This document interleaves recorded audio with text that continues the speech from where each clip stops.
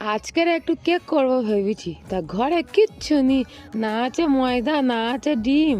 ওই জন্য বলি গোটা দিয়ে বিস্কুটের প্যাকেট কিনে আনি, এই বিস্কুট দিয়ে আজকের কেক তৈরি করে দেখাবো। তো ওই হ্যাপি হ্যাপি বিস্কুট নিয়ে নিচ্ছি কটা, নিয়ে আর ভালো করে শিলনোড়ায় গুঁড়ো করে নিচ্ছি। আর হ্যাঁ, চিনিটাও কিন্তু একটু গুঁড়ো করে নিতে হবে, তাইলে তাড়াতাড়ি গুলে যাবে, না তো আবার ফাঁটতে ফাঁটতে আমার হাত ছেড়ে চলে যাবে।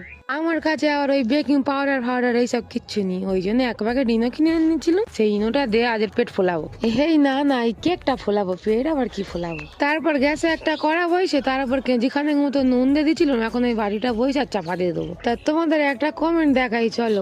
গোবিন্দ মুদি বলে একজন কমেন্ট করেছে, তা সে কমেন্টটা পড়তে গিয়ে আমার 2-3 বার দাঁত ভেঙে গেছে। তুমি এর পরের বার যখন কমেন্ট করবে একটু ভালো করে গুইতে গাইছে লিখবে, এখন আমার সে পড়তে গিয়ে দাঁত ভেঙে গেছে। আর তোমারও তো দেখতে পাচ্ছি কমেন্ট লিখতে গিয়ে কলম ভেঙে ফেলেছো। এদিকে কেকটা কিরম সাইজে নিচ্ছি দেখো, চলো এবার একটু খেয়ে দেখি। হেভি স্বাদ হয়েছে গো। তোমরাও একবার এই বিস্কুট দিয়ে কেক তৈরি করে দেখবে।